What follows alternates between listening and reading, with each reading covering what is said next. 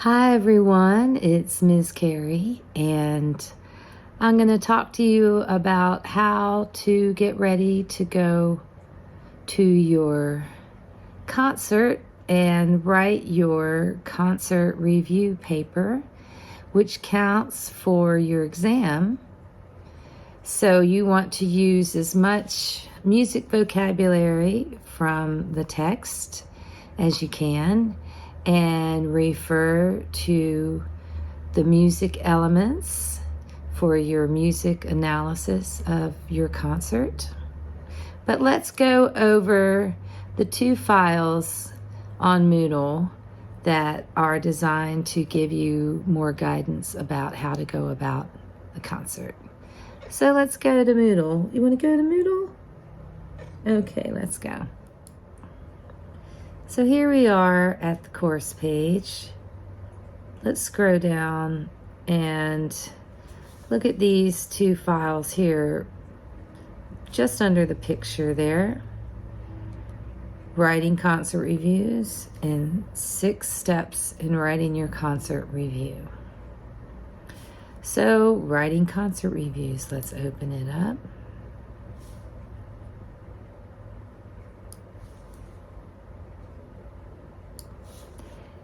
And it says, music, like any other discipline, requires critical analysis and evaluation. How to evaluate music can be a difficult and even confusing process initially. Like anything else, however, the ability to critically listen to music and clearly express what is heard in writing develops with practice. It is important to remember that there is no such thing as good art or bad art. All works of art are subject to interpretation. The quality of a work of art is determined by the individual or group assessing it. For this reason, you should consider 3 overarching questions when evaluating a work of art. Number 1, what is happening? If you are looking at a painting, for example, the first question might be, what is happening at this painting? Frequently, it is easier for people to ask this question initially for a work of visual art. Music, however, requires critical listening skills. Often, when listening to music, we tend to passively listen, ignoring elements of the music and treating the overall experience as background noise. Even when listening critically, different individuals will tend to notice different things. For example, one person might be more focused on the lyrics of a song, while another will be directing their attention towards the melody.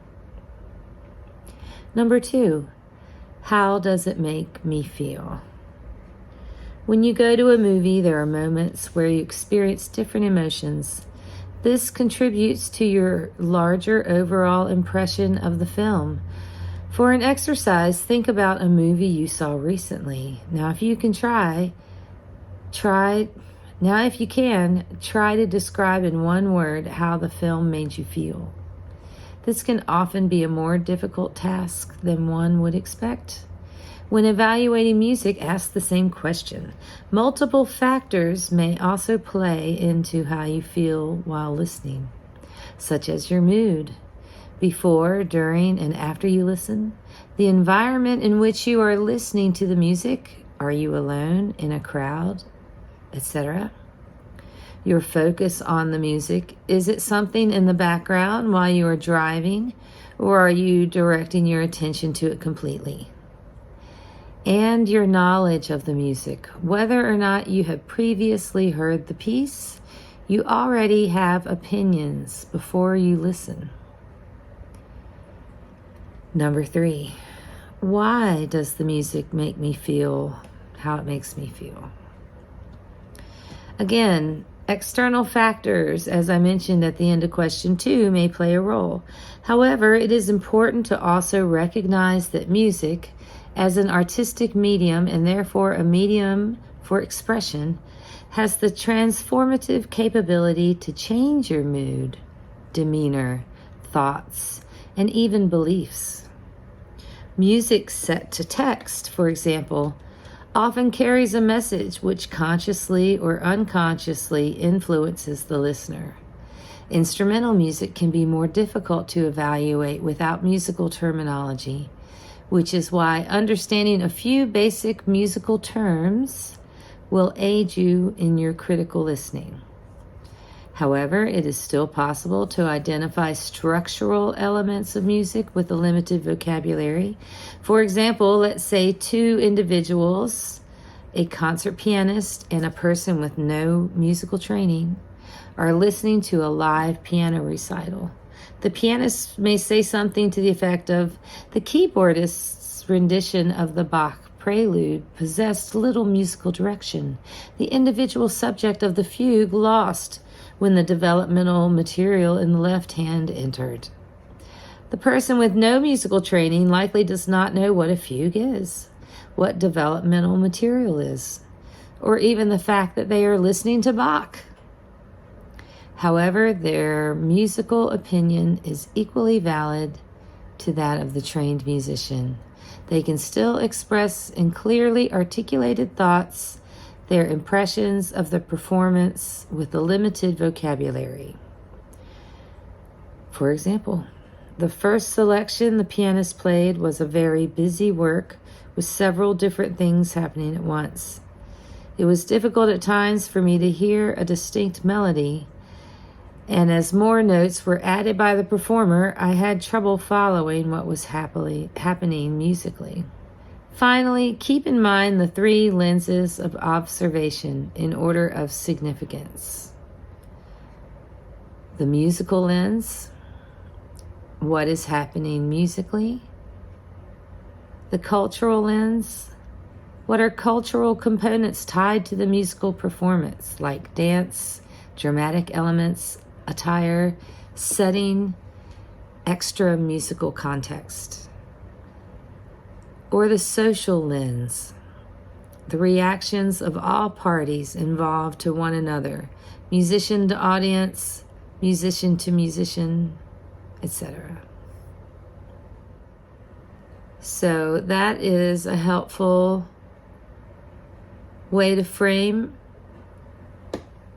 a concert experience and how to communicate that to the reader.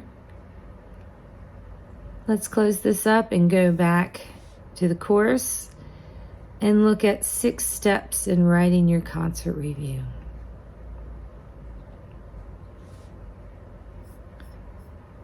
So number 1, collect the data. Do not worry about the shoulds or should nots. In other words, write down everything you hear and see. You are simply collecting information. What you decide to use or not to use comes in later. At this initial stage, ignore nothing. Step 2, organize the data. Start by organizing data into broader categories, like musical lenses, and then break each one down into smaller categories. For example, you might break down musical lens into categories of instrumentation, dynamics, articulation, rhythms, etc., the musical elements. Another example would be to break down the cultural lens into attire worn by the audience's behavior during the performance, how the musicians organize the instruments on the stage, and so on.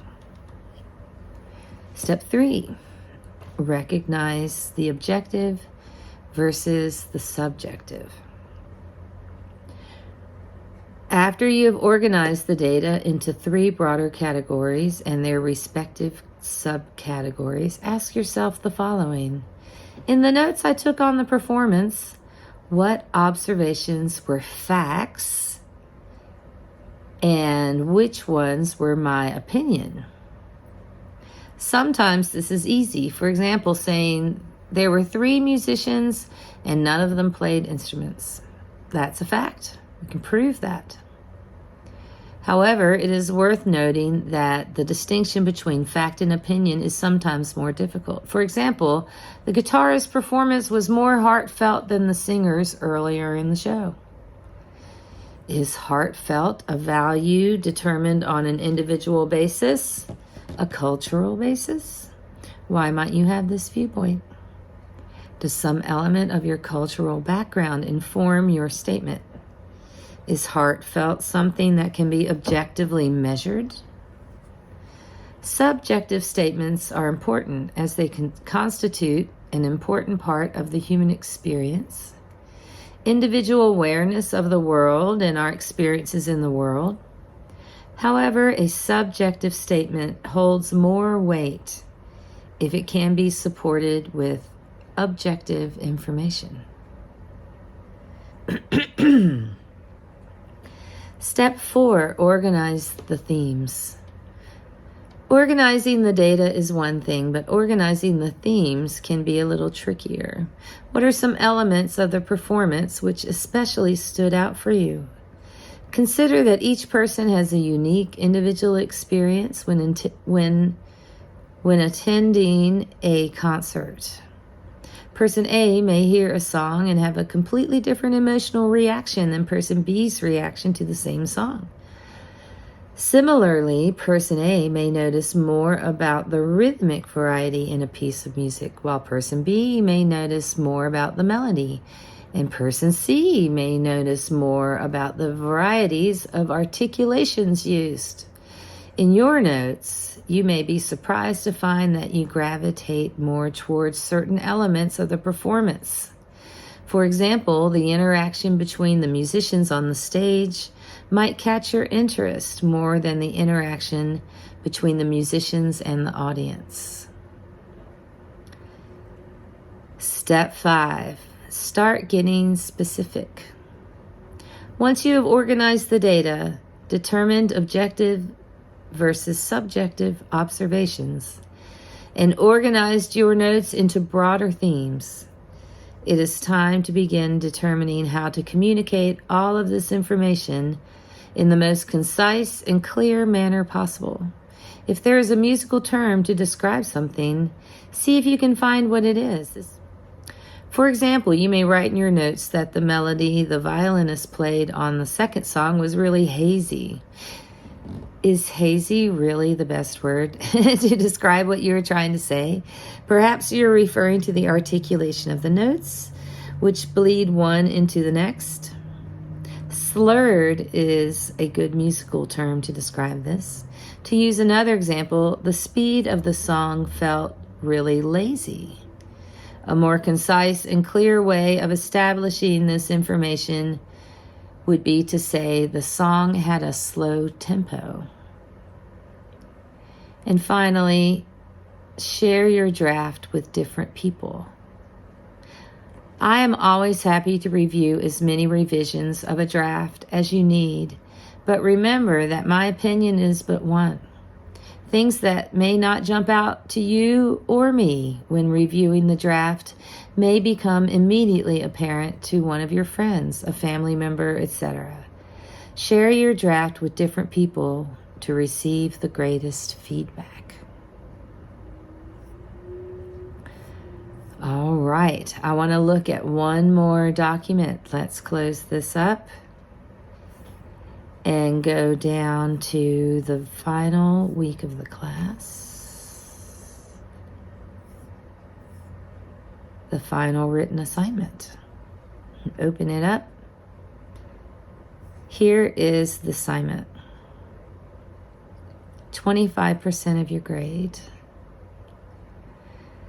The final comprehensive assignment for this course is a concert review, where you will attend a concert and then write a review of that concert.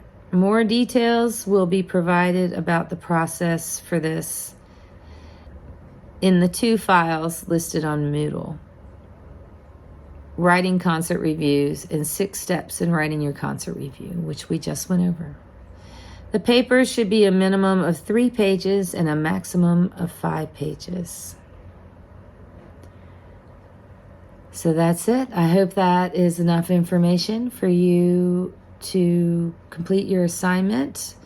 The most important thing is to go and see a concert before it's too late.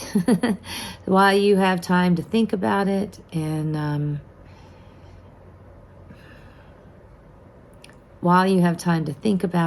enjoy the music. I hope you have a great time at your concert, and thanks for watching this video. I'll see you in class.